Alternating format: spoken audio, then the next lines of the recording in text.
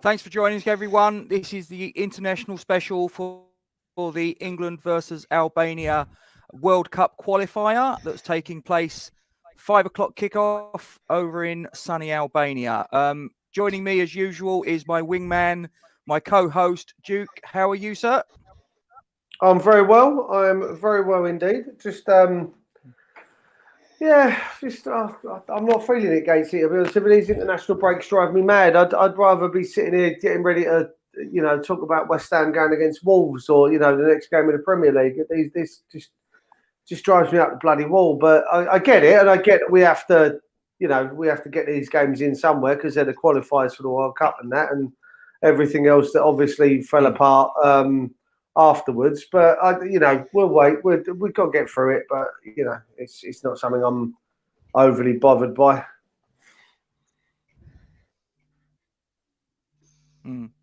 Yeah. So, what about you? What about you, boys? He's obviously busy doing something and button pressing. Look at him. Concentrate, man. Come on, host and concentrate. What's the matter with you? I'm not going to lie. I'm exactly. I'm the same as Duke. I didn't watch the San Marino game. I may watch this game if it's on in the background when I'm eating my dinner, but it's really advertising the international special. But unless it's a major competition, I don't really watch the England games. But it's the team that I'd like to see. What obviously we'll talk about later. Yeah. I've just had an absolute nightmare trying to put this flag there, and Duke's just laughed at me for about 10 minutes. Duke, can I just ask you? Are you no, I don't want to talk about it. Have you got over your quiz commiserations yet? Listen, don't talk to me. I told you. Same as Peach yesterday. I got a message from Peach at 3 o'clock this morning, saying that it was only banter and he didn't mean it. Keep laughing at me. I was like, no, I'm not talking to you anymore. I've had enough. All here. I'm done. Dear, oh dear. Stephen Lawrence. Yeah, my good friend from school. We're going to have to be nice to him when we bring him in because he is a Spurs. Bring him in? He is a Spurs fan, so we're going to have to be nice to him. Well, we're all England fans here, aren't we? We are, and we can discuss the fact, Steve. Yeah. Let me ask you, Steve, before we move over to the other three.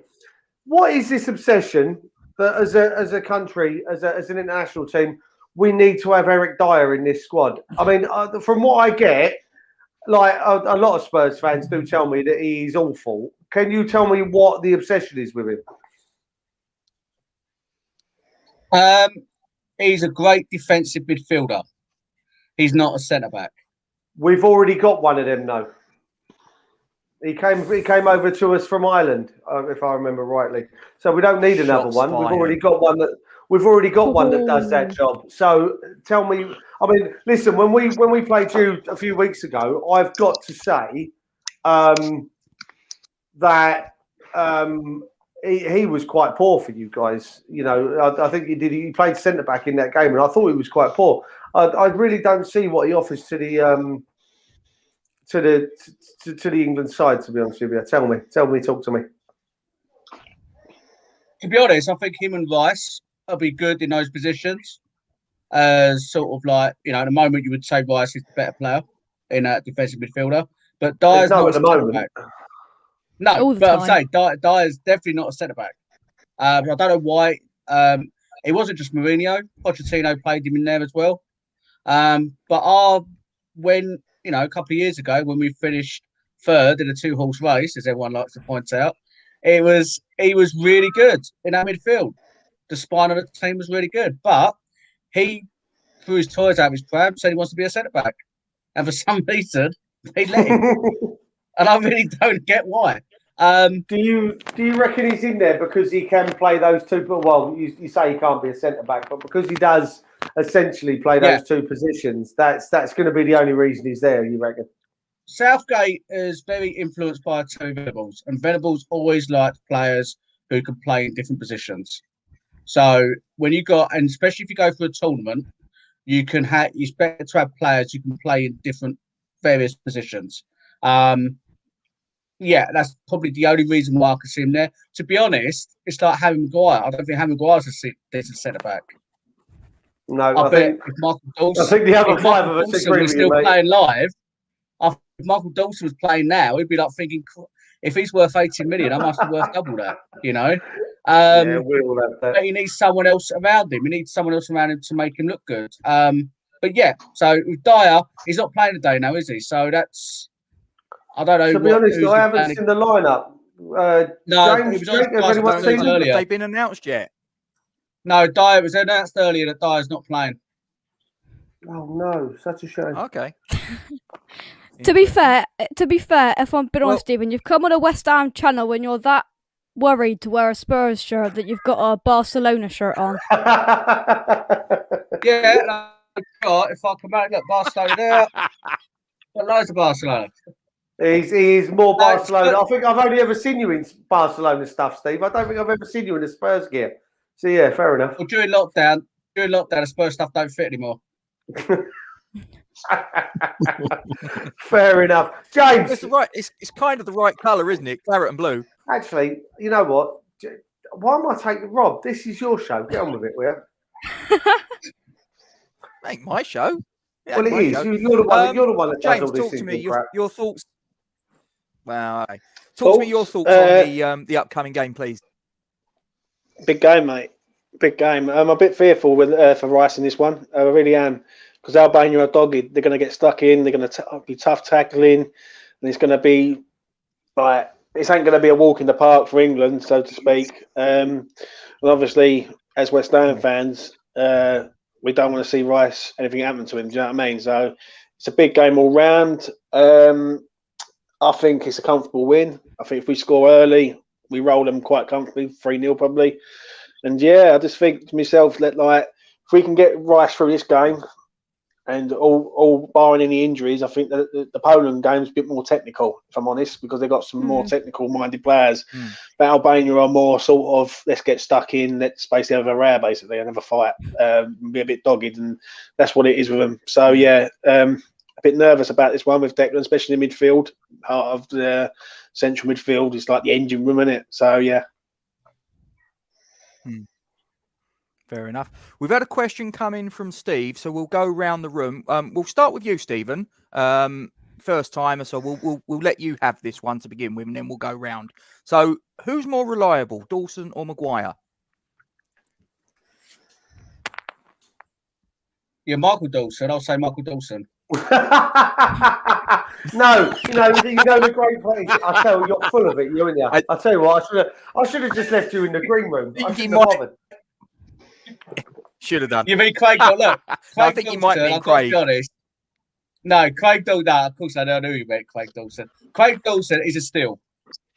I think he's been one of your outstanding players, and I think credit must go to Moyes, where he can turn. Which is weird because everyone cries out about managers that can coach players. Klopp, people think he walks on water, but for Moyes to turn Craig Dawson from playing from Watford, being a really good defender for West Ham, is great for a credit to him. Would I try Craig Dawson, especially against San Marino and Albania? Yeah. Fair enough. Fair enough. Andy? Yeah, Dawson all day long. Maguire should be still in a flipping prison cell for what he's done. He's the biggest fucking fraud going. Can't stand him. He's only because he plays for Man United. If he was doing them performances for a Burnley or a Southampton, I think he would have to be bribing Southgate to get in the England squad personally. Yep. On to you, Jake? Yeah, I mean, you want to know my thoughts on Craig Dawson. I love the man, and I think Maguire is way worse than Dawson in pretty much everything. And the only reason that he's in this debate is because he plays for Man United, as Andy said. But yeah, Dawson all day long. Dawson all day long. And you, James? Well, like Dawson's been decent. Last couple of games though, he hasn't been so decent. Like, let's not forget that. Like, he's done well, but the last couple of games he's been a bit hit and miss. And if it was the choice, obviously Dawson's, I would say, but obviously the pair of them, really, I don't think, even Maguire, I'm not really a fan of Maguire. I think pace, you put him up against pace, he gets exposed quickly. And when he does, that's why when Joe Gomez plays, England look a far better team defensively because he's got pace. And so me, I would have Dawson as on the bench, and I'd have Maguire as a doorman outside the ground. Do you know what I mean? That's about it. On to you, Duke. What's your thoughts there, mate? I mean, listen, as Steve and the other guys have alluded to, I think it's been he's a steal. You know, I think if he plays the game against Wolves, isn't it? He joins us for £2 million, the £1 million loan fee.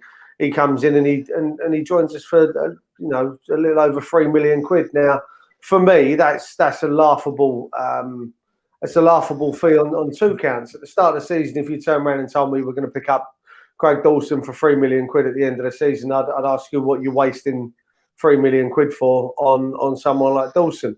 All of us were up in arms. We threw our toys out of our pram, and here we are bringing him into a conversation about England and how he probably he should be there for these games, or at least being given the opportunity to show that he can do a job.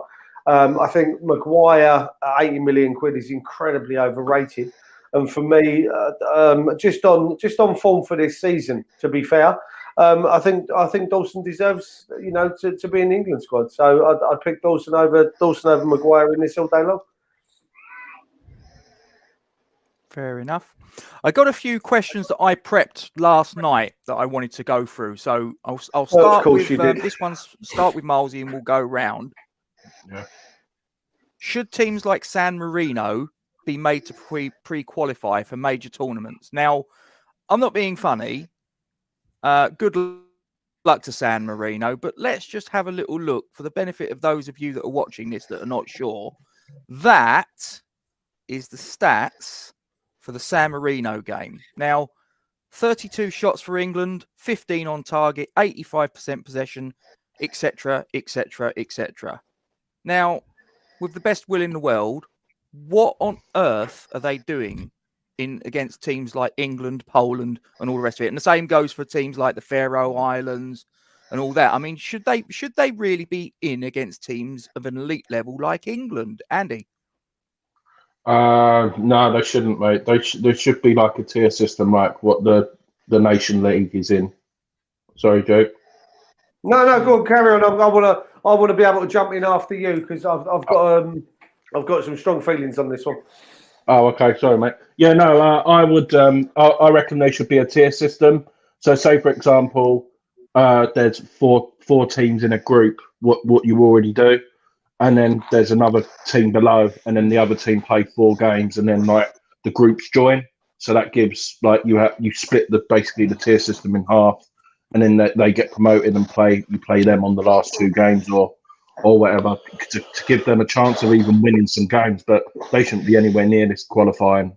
I reckon the top 16 in Europe should automatically qualify personally, and then you have like 4. I don't know how many goes in Europe or whatever, and then you have the other teams will qualify. So you do the qualification in part based upon the rankings, the FIFA rankings, as far as the European spots are concerned. Yeah. So you have a tier system. So you play like 4 games or whatever. Then you have another team, and then like they come up and play like the team who finished like 3rd or whatever in the group, and then they have a playoff, and then they do it off. And then that's competitive football, and that can only make them get better. Getting drummed 5 or 6-0 every week, that's like not good for them, is it? Yeah. What's the point? Duke, you wanted to jump in there, mate. Yeah, I mean, listen, this comment here, and Jake, I think you covered this a few nights ago, didn't you? I think talking about the San Marino game, and someone on your channel mentioned this, and I fully got behind it. Now, I get what everyone says about these so-called minnows, if you will, coming in and playing against England, against Germany, you've got Wales coming up against England. They're a minnow, aren't they? Let's wind them up. Let's go to town on that one, shall we? But then what you're looking at is you end up with Kerry and Dundalk and all of these smaller club sides that have to do the pre-qualifiers in the Europa, the Champions League. So you'll have the Isle of or the Dog and Duck from down the road here playing against the team that finished fourth in the Premier League. Let's say Arsenal, Liverpool, Chelsea, whatever. No different than these San Marino playing against England. The level is comparable to what you're looking at. So how do we expect them to be able to get better without playing against these quality sides? How do we expect them to learn? And why would we want to take that away from them? Why would we want to take these big games away from them, if you will? Not being funny, the goalkeeper for San Marino the other night, who personally I thought had an absolute blinder, he plays in one of the lower leagues in Italy. The rest of them are carpenters, and you've got some accountants in there, and a guy that works for the local Wimpy back in San Marino. I don't think that we should take that away from them. At the end of the day, they've got to be able to get better. It's no different all of a sudden. Then if you're talking about taking them out of the equation here, you've got to be looking at taking, Kerry and Dundalk and Caernarfon Town and saying that they don't take part in the qualifiers for the Champions League just because they're not good enough to be able to compete against a team like Arsenal or the team that finished fourth in Germany or the team that finished fourth in Spain, France and Italy. It's the same. It really is the same layout. So I personally, no, I don't think we should be having a separate qualifier. I don't think that they should be made to do anything different. James, what about you? I think they should be in a tournament of their own, if I'm honest. Gibraltar, Malta, Liechtenstein, Luxembourg, amongst a few, Andorra, and basically have like a sort of a tournament like the top 8 or something, and basically brand it as like the ultimate 8 and do it that way, and basically have like a little mini tournament for them. They're out of their depth massively. You're basically, it's like I could go over my local park and I could probably find a better team than San Marino. That's no joke. Or you can go over Hackney Marshes and find a team that's better than San Marino. So for me, I'd get all the lower ranked teams into a tournament that can be deemed as a tournament, and with teams on their ability basically, instead of letting them just being outclassed and basically destroyed every game. It's no good for the confidence. And you know what? It's no good for a sporting aspect and all. Let's be honest here, we're all sitting here. I was on Jake's show with him Thursday night. I didn't care if England played. I knew the result. When you're watching a football match, you need to be watching a game where you don't know what the result's going to be, if that makes sense. Yeah, fair enough. Jake, on to you. Same question. Yeah, I agree with James. I think we sat there Thursday night and we knew we were going to beat them by 4 or 5 goals. And it's just, when you see you're playing San Marino, you think, oh, easily. Let's see, it's a game of let's see how many we can get. Let's see if we can get into the 8s, the 9s, whatever. It's just a bit of fun. People were describing it on that second half like a testimonial, and just like a training game. But yeah, I agree with James. Take these because it's not doing anything good for them, is it? Playing these sides like Belgium, England, and being beaten 5-6-0 every single time, and especially with San Marino's kind of form. I think they've only scored 2 goals in so many years, and I just think, is there really a point of them being there? Really put them in a kind of as James said, a smaller, for countries like who've got their who are on their wavelength, if you like. Not like England, because they probably know that they're on Thursday night, that we're going to go there, and they're playing the game of let's see if we can keep the goals below 4 or 5. Fair enough. And Stephen, your thoughts? I don't know if anyone's seen a film called Next Goal Wins. It's about the lowest ranked FIFA team. And it's about they brought this Dutch coach in. And it's similar to kind of thing. Why we're playing them, why we're playing this. And what it does, for me, I think it should be left alone. Because England haven't won anything since 1966. There are probably countries like Spain, Germany, and France that will think the same about England. You know, yes, we do great qualifiers, but we don't do major tournaments. And I understand, like, for the players mentally when they're playing, they're getting hammered. And we only scored 5. So it wasn't like we won 10, 12. It's only 5-0. So I'm not saying these teams are great, but for me, I think what it does for the infrastructure, the money they get for appearing in these tournaments, does a lot for their football associations and for these players in the clubs in those leagues. So also, I think, you know, there was a bit of debate on TalkSport last week about football snobbery. And I think, you know, we do fall foul of that. And we haven't won a tournament since 1966. So for us to have a discussion to say about all these teams shouldn't be in it because they're just getting hammered, it's like, well, we haven't won anything. You know, let's give them a chance. And the only way, as Duke was saying, if you're going to look, the only way these players and coaches as well going to learn is by being in the same pool with these other teams. Because they can look at this is how we are, you know, look where Wenger come over and manage Arsenal. You know, it's different cultures, different ways of working, and it brings them on. So, you know, that's for me. I would just keep it as it is. But on the other flip side, I can say with the Champions League, you know, the Irish and the Welsh, you know, even the Scottish have to go through these 3 qualifiers for the Champions League titles. But my personal opinion, I think it should leave it as it is. Okay. James, I know you want to jump in with a quick point. Oh, sorry. Carry on, Stephen. Yeah, so because basically, if we were to, I think England would have a harsh lessons if all the 4 teams were taken out and it was just the best teams in the qualifiers to qualify for these tournaments. Okay. James? What it is, I just want to ask everyone, how much would you think a ticket would have cost? Obviously, because of COVID, we're not there, and we all know the reasons why. What would you have said a ticket would have cost to go and watch England versus San Marino, where you know what's going to happen, you know the result? If a ticket comes to, say, 60, 70 quid, which it could do, right, is that deemed right when you're going to watch a team? Basically, it's like a training session. Like, I just want to hear what people think on that. For me, that depends on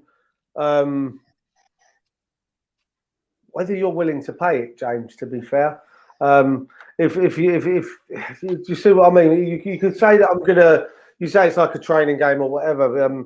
If you're willing to pay 60, 70 quid to go watch England play San Marino, thump them 5-6, 7-0, then that's your choice. That's not you're not being forced. Your arm's not up your back to pay that. If you don't want to pay the money, then don't pay the money. But I see what you're getting at. I fully understand that, and I do think it's a hard one to.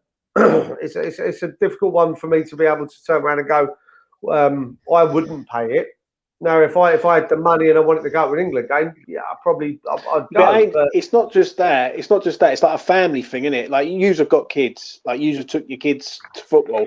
It ain't just a 70 quid ticket, though, is it? It's 70. Like, it's to save for argument's sake, it's 70 quid, food and drink, travel expense. You're looking at about a £1 a person. Like, and you're going over there to watch a team who basically is the worst team in the world, basically. And like, I can understand if it was like kids for £1 back in the old days at different grounds where you used to go in like kids for £1, adults for a tenner, and things like, or 15 quid.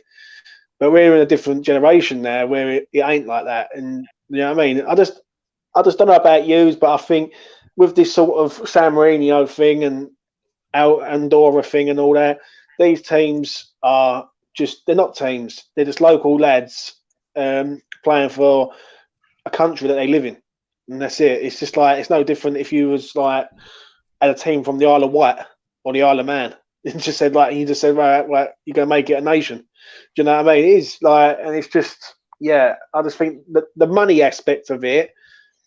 Would England get 90,000 or 80,000 fans in there watching England versus San Marino, like for that amount of money? Not a chance. Probably not. Probably not. Right, I'm going to move on because I want to try and get as many questions in from the guys on the live chat as possible. So we've got one here from Kent I've been sitting on for a little while. Does anybody think start with 3 at the back in the summer with a ball player stepping out like Stones? We'll start with Jake. I think they could. I mean, Stones was really with that with Diaz there. I think that's definitely helped him at Man City. I think that's something that Southgate could do. I mean, he could do many things going in. You know, by the time the Euros come round, I think there could be new players in with a shout. It could have a couple more different centre backs that have kind of came out, you know, revelated. But I think, to be fair, I've got trust in Southgate. I don't watch a huge amount of football bar West Ham, but I think Stones could really do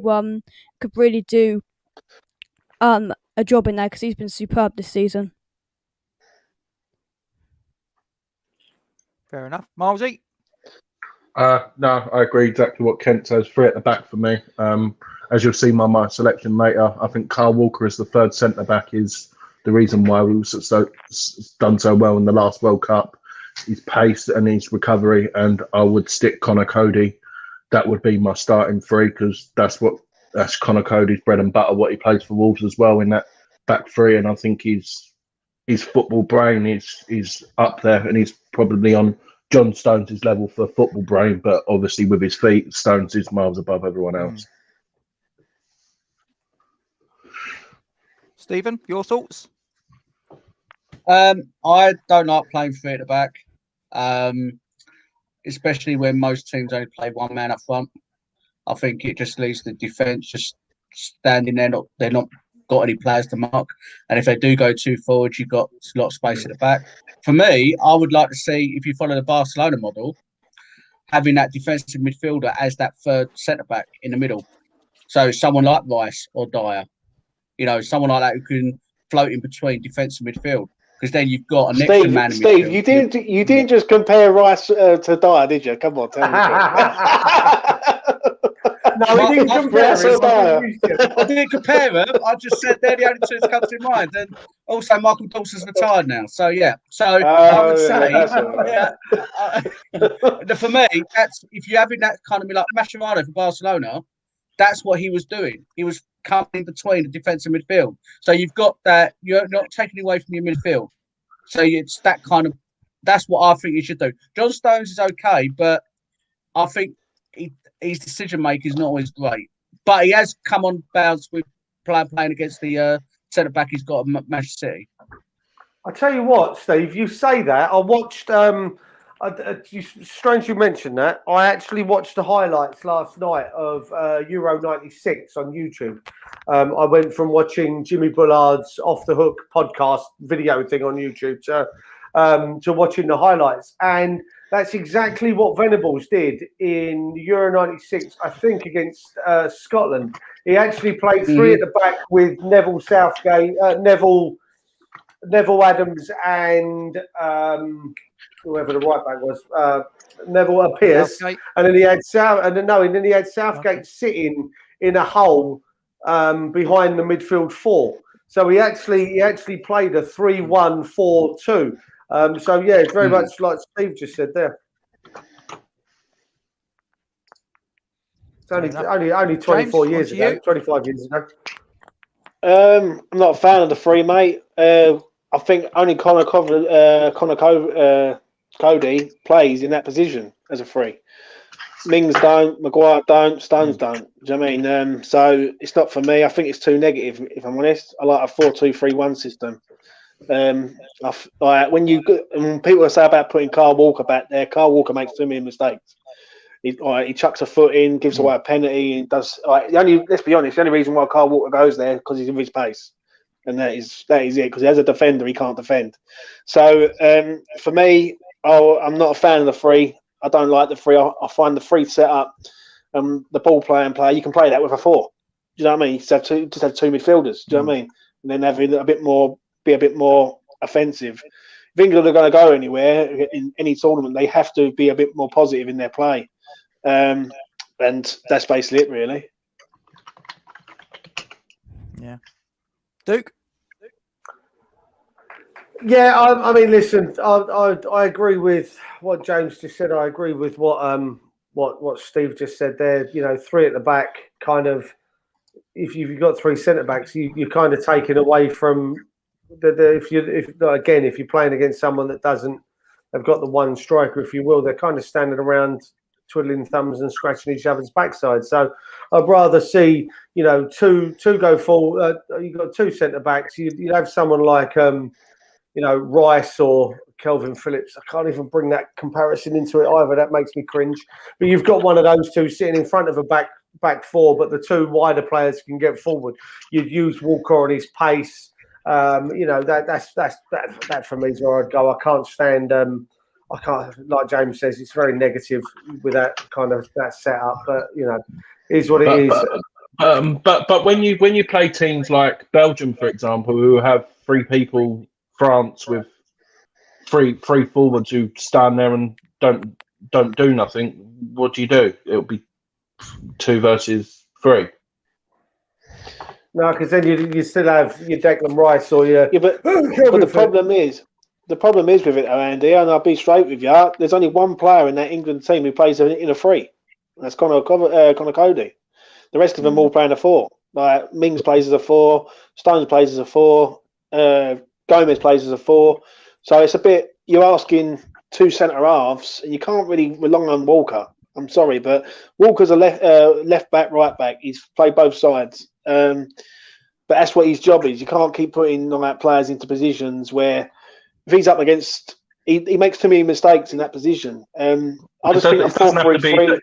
It doesn't have to be Walker though. It could be someone. I was just giving Walker as an example who's playing today. In my opinion, the reason why we've done so well in the last World Cup was with that back 3. That's obviously this shows. You would have to work on the 3 for a long time because you got where they're all used to 4. They're used to 4-3-3 like Liverpool.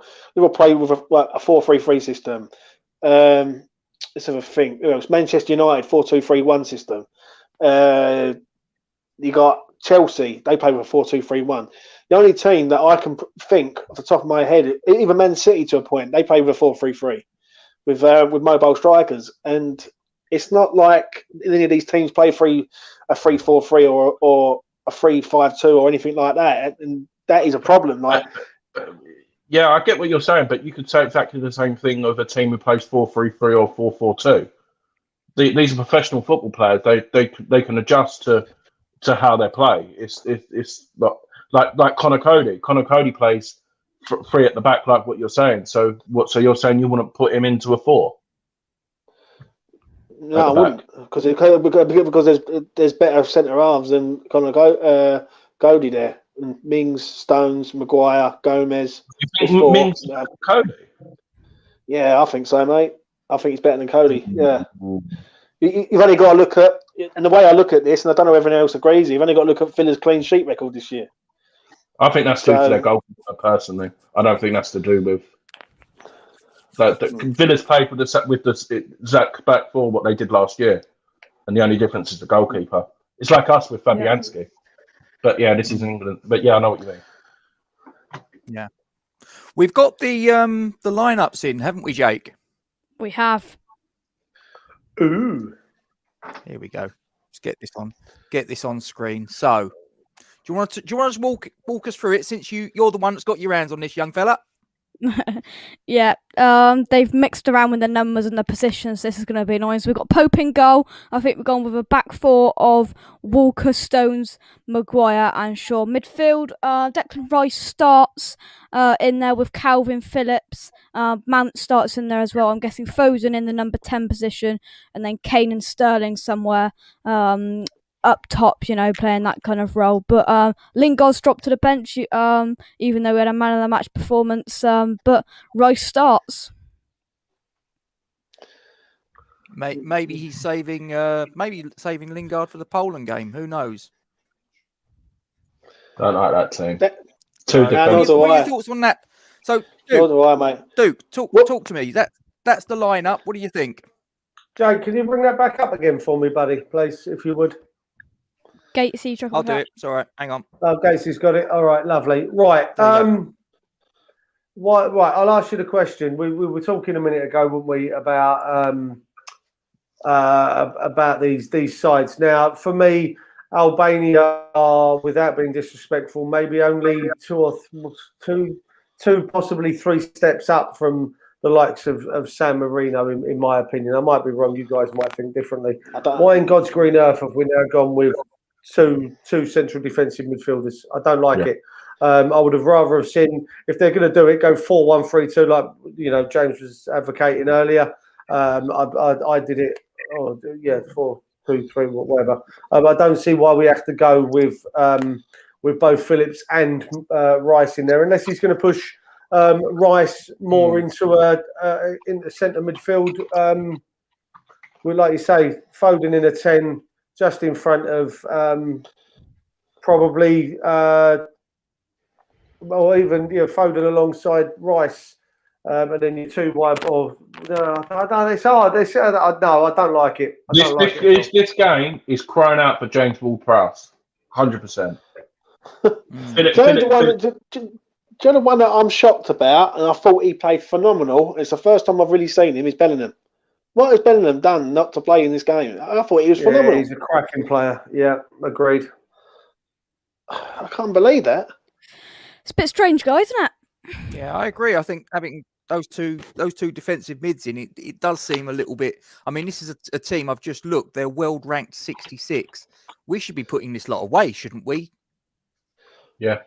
No, it's going to be dogged, but they're a rough and tumble team. As I said beforehand, they're going to get stuck in. They're going to kick you. They're going to bruise you. They're going to get involved. You know what I mean? What I can't work out with that team, when I'm looking at that team, is Jude Bellingham was phenomenal the other night. Absolutely phenomenal. And I know it's against San Marino, and everyone can say, oh, it's against the worst team in the thingy. He still had to play phenomenal. But Foden's in. And Foden didn't have a great game the other night. I must admit. Ward-Prowse played all right. Who else is missing from there, really? Trippier, maybe? Chilwell. Yeah, I don't know. Would you say that's England's strongest team that they've got at their disposal? No. So out of that 11 that's on there, who would you say would be replacement to make it the strongest team? I'll take Shaw out and put Chilwell Take Phillips out. Take Phillips out, and I'd probably I'll have Phillips out. Put one there and go with Ward-Prowse. Probably. I agree with you've got to think the players that ain't even in the squad. You've got Jadon Sancho missing. You've got Maddison missing. So Grealish. Yeah. See, so you're looking at 4 or 5. Lingard was man of the match. Yeah, listen, I'm not too worried about the fact that he's not starting. Like we've already said, this is going to be these frontline players are going to be kicked across the park all day long. So I'd rather not see Lingard out there, and I'd rather see. Yeah, but obviously we're not talking about from a West Ham point of view, are we? No, I know. But listen, we're talking about what's the strongest. I'm being selfish, and I don't want to see our players out there. But if I had to, if we're talking about going through the World Cup, Phillips wouldn't be there. It'd be debatable whether Mason Mount would still be there. Would you send Mason Mount or would you send Ward-Prowse home? For me, I'd bring in Maddison and leave Mount out. You've still got to find Bellingham probably won't go to the Euros when you consider you've still got, like you say, Grealish and Sancho to come back in. I think it'd be very harsh, James, to leave him out, but I still think he'd be the one that gets dropped out of it. Steve, your thoughts? And then we'll go to the rest. Yeah, on the squad, I think Bellingham should be put in the under-21s. Just for his development. I think if you look at some players can get too much too soon from an early age. I agree with totally the defensive minefield. The only thing I can think of is that Walker and Shaw will be pushing up a lot more. So having two defensive midfielders with the team, you could still got four at the back. As for the squad, yeah, you could like say Sancho, Rashford. There's so many players, a couple of good players. I mean, as for Grealish, I'm not a big fan of these. I would take James Maddison over him in the squad. Andy? I mean, the Interesting. Oh, go on then, Jake. You've jumped in. Yeah, go on, Jake. the Albanian lineup hasn't been announced, but I don't think there's much point looking at that because I don't think we'll recognise a name there. But I mean, probably wouldn't be able to pronounce half of them. Yeah, there you go. That's There you go. Yeah. I don't know what England have got of announcing the team news an hour and a half before, but I mean, we get to see it. I think Kent will call for it. I think Watkins could have came in there. I don't know what Ward-Prowse did to be dropped out of that. Reading from places, I don't think Calvin Phillips had a great game. It's rotation, isn't it? It's rotation more than anything. When you weigh it up, Lingard's not in there. Rice comes in when Rice didn't play the other night. How many of them players have played 2 games that you can see? Foden. Stick the lineup back up, Gatesy. Let's have a look. Sorry to interrupt. Did you actually hear what Southgate said? Pope's wearing the same kit what he did on Thursday. Well, did you hear that? You got. You didn't have to wash it. Oh my word! He didn't wash it. He's wearing the same kit. Just basically in his kit bag and off he went. Brilliant. Out of that 3, there's only 3 players who've played 2 games. That's Sterling, Pope, and who's the other one? Foden. The rest have all been. Phillips started and all. Yeah. Did Mount start the other night or not? I'm not sure. I don't think he did. But there's 4 players. So the rest of them, there's been basically the rest of them. They've all been changed over. Yeah. Okay. Right. I've got a question here that it's been mentioned in the live chat. I actually got it prepped last night. Jesse Lingard, Manchester United are rumoured to offer him a new 3-year deal. Now, I know we discussed this on your channel, Jake. Here we go. So James is ready. We'll come to you first, young fella. We'll come to you first, young fella. Give us your thoughts. Manchester United have got 1 year left on his deal, and they put a contract in front of him. Does he sign it? Well, we discussed it very thoroughly. More to the point. Well, we discussed it very thoroughly last night, and it's down to Lingard. Now, if I'm in Lingard's shoes, I think, listen, I mean, Kent raised a very interesting point last night on my show that perhaps they're thinking that Bruno Fernandes could be at the door and they want someone there just in case. I don't know, but I think for me, I think that we've got Lingard into the we've got Lingard into this squad. We've got Lingard to where he wanted to be. Because obviously he dropped out after the Euros. After whatever it was in 2018. I think we've got him there. We've gave him a new lease of life. He said that himself. He seems like he's enjoying himself. He's doing Instagram stories in a Cockney accent. I think that he's there's no reason why he shouldn't want to stay at West Ham, and I really do hope that that we go out and we say, no, we want him. They go, 25 million quid, let us have him, and you move on, we have him, because he's the final piece of David Moyes' puzzle, in my opinion, if we keep Dawson as well. I'm going to throw the question to you, Stephen, because obviously this you don't have a dog in this fight, so to speak. So Jesse Lingard, Manchester United have got 1 year left on his contract. If you was Jesse Lingard, do you sign that contract? And if so, why? How do I not insult people here? All right, okay. For me, I'm just going to hang on. I'm just going to hover over his name, ready to kick him out. No, I think Lingard's the sort of person that he is playing for a contract, but not for West Ham. And I think the point about Fernandes going, I've heard that too, because Fernandes is obviously getting up, being substituted, and not playing in big games, etc., etc. I don't think Lingard will play for Man United, but I don't think Lingard wants to be at West Ham. He's playing well, but how many players look at Albania for Arsenal?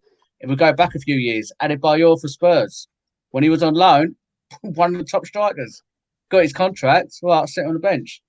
You know, Lingard had a chance at United to really shine, and he just threw it away. If he was a bit older, he would probably be at West Ham. But at the moment, I think he's playing to go elsewhere. Milesy, same question to you, mate. I just think, like I said it briefly on Jake's show yesterday. I don't think the contract's been offered whatsoever. I just think this is all paper talk. Like you said, it's international break. If it wasn't Lingard, it could be someone else who's on loan or whatever. I personally think a deal's pretty much done. Everyone looks at me with surprise. I think Moyes. If this is not just an important summer for Lingard, this is an important summer for Moyes. Because just bear in mind, Moyes not signed his contract. If Moyes goes, I want Lingard, and he doesn't, he could walk away. Moyes could just walk away from the club as well, not just Lingard. So I don't think there's nothing to worry about, and I think Lingard will be a West Ham player next year. I hope you're right, Andy. We're playing with fire. It's not just Lingard. It's Moyes as well, isn't it? It's the owners. Where mate. would Moyes go? It's not Moyes. It's the owners. The owners have got to pay the money, and people keep saying Moyes and Lingard. No, but what I'm saying is, if the owners don't do what Moyes wants, Moyes will walk away. That's what I'm saying. Oh yeah, obviously, yeah. So that's what I'm on about. That. Yeah. Hey James, you know you were talking earlier. Just quickly, you were talking about. Well, I don't have no thoughts. I think he's coming to us. Job done. I think, like Andy said, I don't think the contract's quite there yet, but it's ready to be. It's ready to be offered, and I think he'll take it. I just wanted to touch on what James said about going to, the games against San Marino and the cost of tickets and everything else. I've just found this on Facebook. It was something I saw earlier. I don't know if you can see it on there, but it's a replica of the the World Cup final ticket. Can you see how much the ticket cost? £3.15. £3.15. No. £3.15 for an FA Cup final ticket to watch England versus Germany back in '66. So, I would have quite happily paid that. Gatesy, I've put the England starting lineup, but in I think a orderly fashion now to the different one. I think that makes a bit more sense than Mount up top. That's it. So I think we're definitely going forward at the back, and then anything could happen from there. 2 in the midfield. But I don't know if we're going 4-2-3-1 there. Perhaps I think. Well, Ken put earlier that it's 4-2-3-1. Yeah, 4-2-3-1. See, for me, Mason Mount's I can understand what everyone's saying now, but I don't agree with it having the 2 holding midfield players. But in my opinion, I'd move Foden up where Mount is, and James Ward-Prowse will be in for Mason Mount if I had to. Good shout. Not only that, it's his delivery from his delivery on corners and set pieces. He's the bit.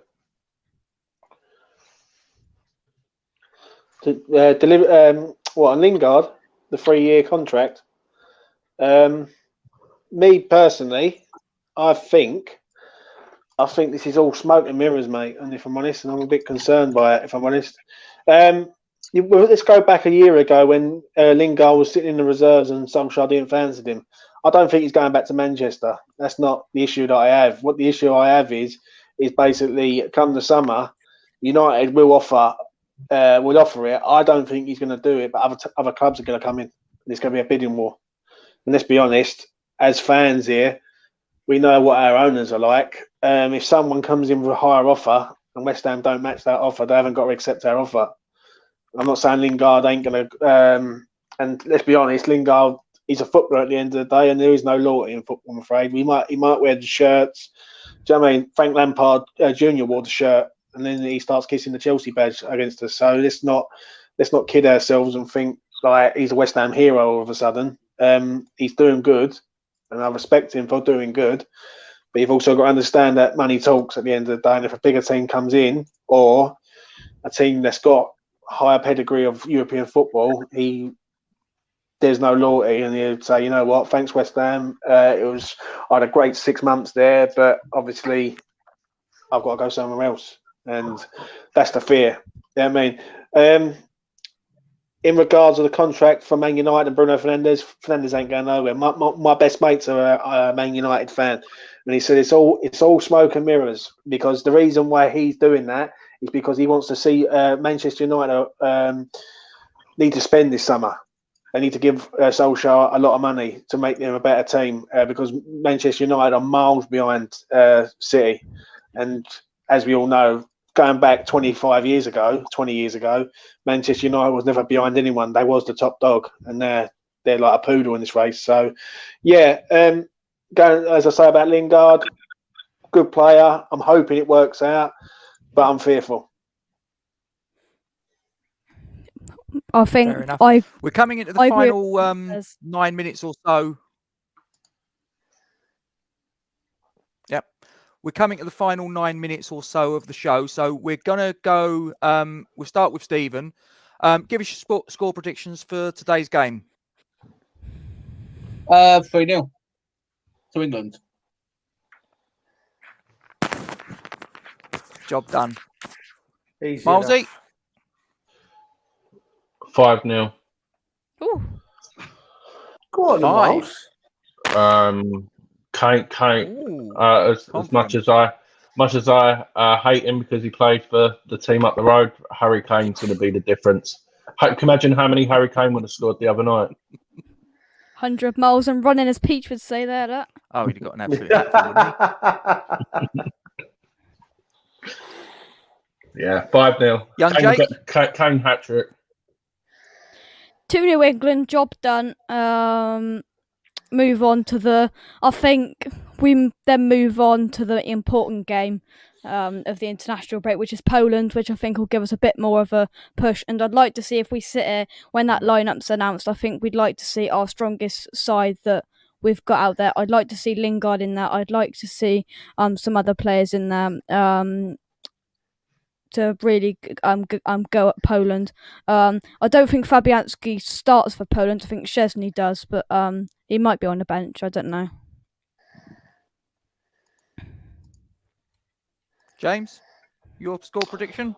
I agree with Jake, mate. 2-0, job done. It's going to be hard, though. They might be 66 in the world, but they're dogged, and they're going to get stuck in. And, yeah, I just think maybe just 2 goals, either half, home and hose, basically.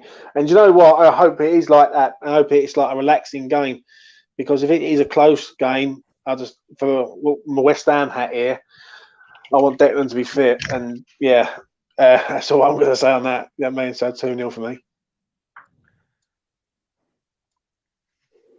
Duke, give us a score prediction, mate. What's your thoughts? 4-1. 4-1. I think Kane will get a brace. I think you'll see one from Sterling and possibly one from Mount. And I just think, I really do think we may end up going out there and just absolutely dominating it, and basically just showing the game against San Marino that we when we go out, we want to dominate games and we want to control games, control the tempo. I think we can do it. What about you, Gatesy? What's your prediction, buddy? I'm going 3-1. I think I agree with James. They're not going to roll over. They're going to be quite physical. They're going to provide us with a stern test. But I just see that we're just going to have too much quality for them over 90 minutes. That's going to shine through. I think Foden starting, isn't he? He is. Yeah. Foden for me is the key. Foden for me is the key.